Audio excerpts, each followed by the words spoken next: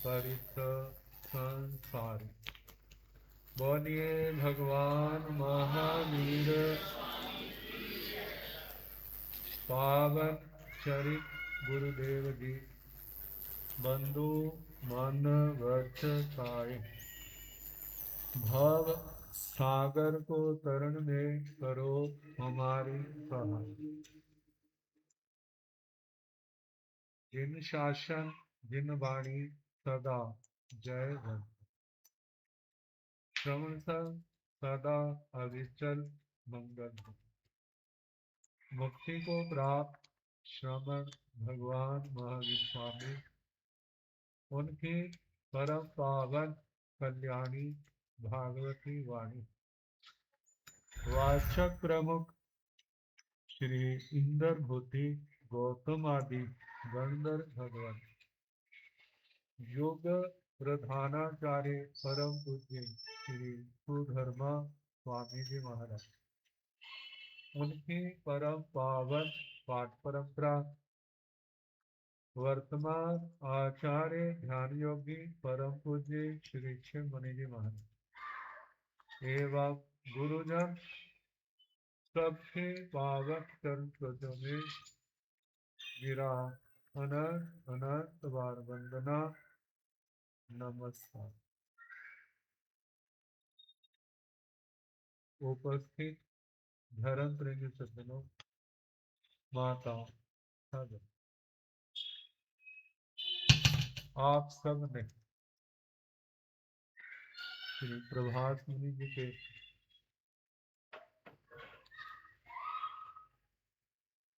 समाधि के मूल चार कारण।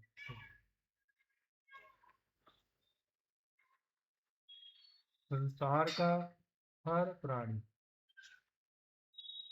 समाधि चाहता है।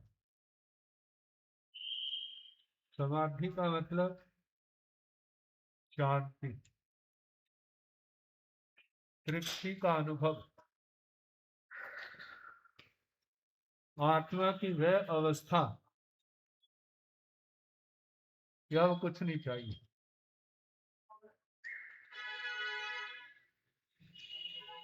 संसार की भूख प्यास शांत हो जाती। इतनी दौड़ धूप चल रही है दुनिया में, तो किसके कारण से? भूख नहीं शांत हो रही। यदि भूख शांत हो जाए तो व्यक्ति कर किस वास्ते करता है? अब हमें चाहिए नहीं, जो चाहिए वह मिल गया। जिसको पाने के बाद कुछ भी पाना शेष नहीं। संसार में आप कुछ पालो और दुनिया के सारे काम हो जाएंगे, लेकिन आत्मा की तृप्ति नहीं होगी, संतुष्टि नहीं होगी। देखो भला कहाँ संतुष्टि है? बच्चे ने जन्म लिया, माता पिता सोचते इसको पाल पोस ले, पाल पलोस ले। जब पुराने जमाने में होता था 6 साल का हो गया तो स्कूल में भेजते थे, और अब आधे से भी थोड़ा हो गया। 6 का आधा 3 और 2.5 साल के बाद बच्चे को ले बेटा बहुत प्यार दे दिया, और स्कूल का मुंह देख। पढ़ने लिखने लग पड़ा, स्कूल जाने लग पड़ा, पढ़ रहा है। जब पढ़ाई होगी तब तो संतुष्टि होगी होगी। एक खेल तो खत्म नहीं हुआ, दूसरा खेल शुरू हो गया। अगला खेल कौन सा? रोजी रोटी का। यदि रोजी रोटी का प्रश्न हल नहीं हुआ तो फिर क्या? फिर चिंता फिक्र ना हुआ तो डिप्रेशन में भी चला जाता है। मानो हो गया तो फिर खेल समाप्त हो गया वाला। फिर अगला खेल शुरू हो जाएगा। किसका? छाती का। जब नहीं होती तो पता कहाँ कहाँ लोग जाते हैं। ना कोई गुरुद्वारा छोड़ते हैं, ना कोई मंदिर, ना कोई देवी देवता का। जो कहता कहीं जाके हमारा काम होना चाहिए। अब मानो हो गया, अब खेल खत्म हो जाना चाहिए। फिर कहा 2-4 साल संतान ना हुई तो फिर नींद खत्म। अब संतान हो गई, अब नई दुनिया बस जाती है। चलो, बच्चे का पालना पोसना पढ़ाना लिखाना, चलते चलते मानो उसकी भी शादी होती। फिर आगे बच्चे नहीं है तो पहले तो अपने वास्ते मन्नतें मनाते थे, अब पोते पोतियों के लिए बस महाराज बहुत कुछ दिया आपने, बस एक तमन्ना पूरी कर दो। कौन सी तमन्ना वाला? पोता आ जाए पोती आ जाए, कहते कुछ दे दो। बढ़ते बढ़ते जीवन की अंतिम सांसों का टाइम आ जाता है। कितना कुछ पाया, जो पाया उसका संतोष नहीं, जो नहीं मिला उसकी तड़फन जरूर है। जब अंतिम समय आता है ना, तो फिर कोई भगवान के आगे, कोई गुरुओं के आगे हमारे कृपा हो जाए, ठीक हो जाए। ये क्या हो जाए भाई, अब इससे क्या लेना बना, अपने 100 साल का तो हो रहा है ना, हमारे बहुत कुछ मिलेगा कम से कम। और नहीं तो घर का वफादार सेवक तो है ना, घर को संभालने वाला। जितना घर को संभाल जे करेंगे, क्या कोई दूसरा नौकर कर लेगा भला? अब आशीर्वाद और आगे कहते हैं, दुनिया का तो बहुत कुछ मांगा, लेकिन वो नहीं मांगा जिससे आत्मा का जन्म मरण सदा के लिए मिट जाए। कहते वो क्या है? प्रभु का मार्ग। किसका मार्ग? प्रभु का, भगवान का मार्ग। भगवान का मार्ग कौन सा है? जिस रास्ते पर भगवान चले वही रास्ता भगवान का। भगवान का रास्ता है करुणा का। करुणा, दया। आप किसी की दया चाहते हैं तो आप भी किसी के ऊपर दया करें। दया करोगे तो दया मिलेगी, नहीं करोगे तो कुछ नहीं मिलेगा। प्रभु का मार्ग सत्य का है, कभी झूठ नहीं बोलता। आप अपने आप से पूछो, क्या कोई ऐसा दिन जाता है जिस दिन आप झूठ नहीं बोलते? विचार करो। मैं सोचता हूं वो भाग्यशाली है जिसका दिन झूठ के बिना जाता है, झूठ नहीं बोलता। जो उसके जीवन की उपलब्धि है। व्यक्ति झूठ बोलता है इसमें गौरव नहीं है, सच बोलने वाले का गौरव। आप सोचो भला, कोई पूछे आपसे भगवान के पास जाना या नहीं जाना, क्या उत्तर होगा?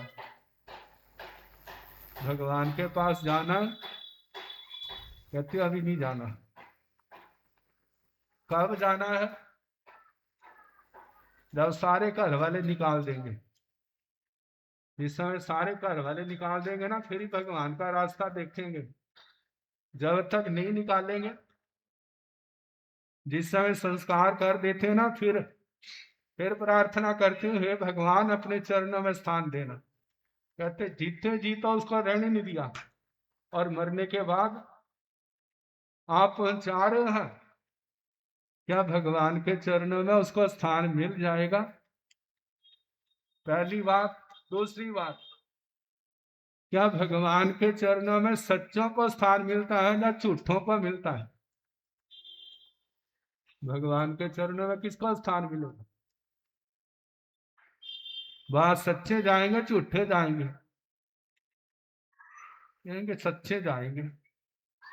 तो अब देखो, जीवन में कितना झूठ बोला, फिर कैसे स्थान मिलेगा? भगवान को सच प्यारा है, झूठ प्यारा नहीं। जितने दुनिया के पाप है, हिंसा, झूठ, चोरी, कुशील, परिग्रह, क्रोध, मान, माया, लोभ, राग, द्वेष, कलह, लड़ना, झगड़ना, तो झूठा दोषारोपण, चुगलखोरी, दूसरे की बुराई, कितने पाप हैं। अविद्या, ये भगवान को पसंद नहीं। भगवान के घर जाना है तो इनसे बचना होगा। भगवान का प्यार किसको मिलता है? जो आत्मा निर्मल है, जो आत्मा सरल है, जिसके अंदर कोई कपट नहीं, जिसके अंदर ये पाप नहीं। पाप करता नहीं हो जाता है तो उसका शुद्धिकरण करता है। इस मार्ग पर निरंतर आगे बढ़ रहा है।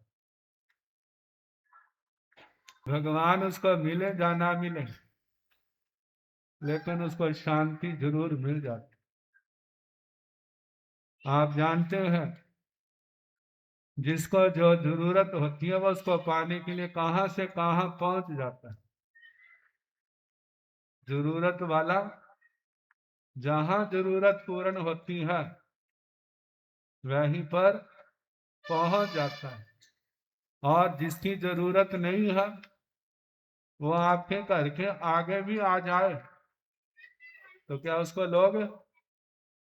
भाई हमारे पास स्थान नहीं है, कहीं और देखो। अब देखो, इस जीवन में किसकी जरूरत है? भगवान की जरूरत है, गुरुओं की जरूरत है, धर्म की जरूरत है, या संसार की जरूरत है? कहा तो भगवान को इसलिए अपनाया जाता है ताकि संसार सागर को पार कर जाए। लेकिन कहा भगवान को अपनी जरूरतें पूर्ण करने का साधन बनाया हुआ है। भगवान को अपनी जरूरतें पूर्ण करने का साधन बनाया हुआ है। हे भगवती माता, ये काम हो जाएगा ना तो मैं सोने का छत्तर चढ़ाऊंगा। कौन सा छत्तर बना? सोने का। असली सोने का, नकली सोने का? जब तक तो मांग पूरी नहीं हुई तो असली। और जब मांग पूरी होगी, कहते माँ तेरे तो भंडारे भरे पड़े हैं, छत्तर है, नकली सोने का क्या कराएगा? माँ भी सोचेगी भगत बहुत कैसा निकला वाला, मेरे से तो असली माल चाहता है। बच्चा आए तो कैसा आए? लंबी आयु वाला हो, भाग्यशाली हो, माता पिता की सेवा करने वाला हो, कुल के नाम को चार चांद लगाने वाला हो, सबकी सेवा करने वाला हो, सब कुछ अच्छा ही मांगा। लेकिन जब मिल गया तो उसके बदले में क्या देने लगा भला? वो भी कितना का भला? चीज तो अरबों की मांगी और उसके बदले में कितना दूंगा? कितना दिया? लाख रुपए का, 2 लाख का, कितने का छत्तर आया बता? कहते तो इससे बढ़िया व्यापार और क्या होगा भला? लेकिन इन बातों में आत्मा की शांति नहीं। प्राणी पाप बहुत कुछ लेता है संसार का, लेकिन समाधि नहीं होती, शांति नहीं होती। शांति कब मिलेगी? शांति न संसार के पदार्थों में नहीं है। यदि इन संसार के पदार्थों में होती तो इतने बड़े राजे महाराजे सब कुछ छोड़ करके उन्होंने संन्यास लिया, तो उनको क्या जरूरत थी? घर में तो बहुत कुछ था, लेकिन उन्होंने जब सत्संग सुना तो पता चला ये सब संयोग है, सब नश्वर है। एक दिन ऐसा आएगा या तो जे हमें छोड़ के चले जाएंगे या हम छोड़ करके चले जाएंगे। कहाँ जाओगे वाला? जहां जाना है तो कोई ठिकाना भी होता है, लेकिन डेथ के बाद कहाँ ठिकाना मिलेगा? मृत्यु के बाद कहाँ जाओ? कोई पता नहीं। कहते हैं जिनके पास पुण्य धर्म की पूंजी है उनको तो कोई कमी नहीं है, लेकिन जिनके पास ऐसा धन नहीं है उसको कोई ठिकाना मिलने वाला नहीं। तो आत्मा को भटकना ना पड़े, इसलिए जीते जी ऐसा काम कर जाओ कि बाद में दूसरे के मुंह की ओर ना देखना पड़े। भगवान के शब्द हैं, जरा जावने पीड़े वाही जावने बधाई, जा विंदिया ने हाय अंती काव धम्मम समाय रे। जब तक वृद्धावस्था नहीं आती, जब तक शरीर में कोई व्याधि पैदा नहीं होती, जब तक ये इंद्रियां काम करना बंद नहीं करती, ताव धम्मम समाय रे, तब तक धर्म का आराधन कर लो। लेकिन दुनिया के लोग क्या सोचते हैं? जब तक बुढ़ापा नहीं आता, जब तक कोई बीमारी नहीं आती, जब तक इंद्रियां काम करना बंद नहीं करती, तब तक जो कुछ खाना है पीना है सैर सपाटा करना है सब कुछ कर लो, और इनमें से एक भी आ गया तो सब कुछ बंद हो जाए। दृष्टिकोण है, पहला दृष्टिकोण बहिर्मुखी आत्माओं का है, जो बाद में बताया। पहला जो है, जब तक नहीं आते तब तक धर्म कर लो, ये अंतर्मुखी आत्माओं का लक्षण। अंतर्मुखी आत्मा ऊर्ध्वारोहण करती है, वह ऊपर की ओर जाती है, और बहिर्मुखी आत्मा इसी संसार के अंदर भटकती। आत्मा का भटकना ना हो इसलिए कहा जाता है धम्मो मंगल मुक्ति ठग, अहिंसा संयमो तवो, देवा वितंग नवन संति जस धम्मे श्यामण। धर्म सर्वोत्कृष्ट मंगल है, इससे बढ़ करके संसार में और कोई वस्तु नहीं है। लेकिन वह धर्म कौन सा? जहां अहिंसा है, जीव दया है, जहां संयम है, पाप से गलत कामों से मार्ग से रुकने का उपदेश दिया जाता है। उस मार्ग पर नहीं जाना जहां पतित होना पड़ता है, जहां आत्मा का पतन हो, उससे अपने आप को रोको। और तीसरी बात है तप, तपस्या। कहा जाता है इच्छाओं का त्याग तपस्या है। लेकिन कौन सी इच्छाएं? एक इच्छाएं मोह जनित होती, एक इच्छाएं शोभम से पैदा होती। जो मोह जनित होती है वो संसार को बढ़ाती है, और जो आत्मा की निर्मलता बढ़ने से पैदा होती है वह संसार को घटाती है। तो मोह जनित, मोह से पैदा होने वाली इच्छाओं का परित्याग करना, संसार के काम भोगों की इच्छाओं का त्याग करना, संसार के सुखों की इच्छाओं का त्याग करना। कहते जो बहिर्मुखी है उनकी बात अलग है, जो अंतर्मुखी आत्माएं हैं, अध्यात्म में जिनका विश्वास है, जो इस संसार को समेटे हैं, संसार को पार करना चाहते हैं, उनके लिए जो उपदेश है, भाई तरना चाहते हैं तो ये रास्ता है, अपने जीवन को निष्पाप बनाओ, जितनी बुराइयां हैं उनको बाहर निकालो, जो सच में धर्म का अनुष्ठान है, अहिंसा, सत्य, अस्तेय, ब्रह्मचर्य, अपरिग्रह, इन व्रतों का निष्ठा से पालन करो। ये आत्मा को निर्मल करने वाले नाना प्रकार की तपस्याएं हैं वे करो, लेकिन उसके पीछे संसार के सुखों की कामना नहीं करनी। जो कुछ करना संसार के लाभ के लिए नहीं,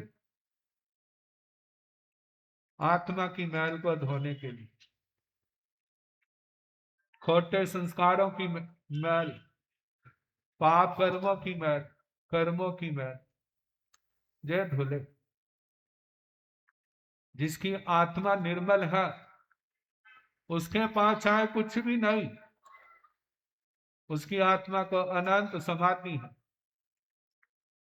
जिसकी आत्मा निर्मल नहीं, चाहे संसार की कितनी बड़ी से बड़ी धन संपदा क्यों ना हो, उसकी आत्मा को शांति नहीं है। कितनी बार आप सुनते हैं, पढ़ते हैं, उसने कोई कमी नहीं थी फिर भी आत्महत्या कर ली। क्यों कर ली? क्योंकि जीवन से संतुष्ट नहीं था। धन दौलत परिवार तो बहुत था, लेकिन आत्मा में संतुष्टि नहीं थी। कहते इतना कुछ पाया तो फायदा क्या हुआ, इतने पाप किए क्या मिला? यदि वह ना करते, भगवान की और गुरुओं के वचनों को सुना होता, उनका ध्यान रखा होता, तो ऐसी स्थिति ना आती। धर्म शांति से रहना सिखाता है, धर्म संयम, संयमित जीवन अपनाने की प्रेरणा देता है, तप त्याग का उपदेश देता है, और जहां पर तो सहना ही पड़ता है, जो सहते हैं भगवान गुरुओं के मार्ग पर चलते हैं, उन्हीं का जीवन सफल है। बस जो भगवान ने, गुरुओं ने मार्ग दिखाया है, उस मार्ग पर चलते जाओ, जीवन अवश्य सफल हो। समय हो गया है।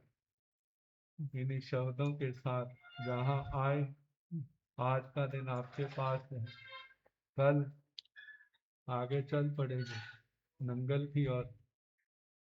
बस धीरे धीरे जो लक्ष्य है प्रभास मुनि ने बताया, उसके अनुसार चल रहे, चलते जाएंगे। इन्हीं शब्दों के साथ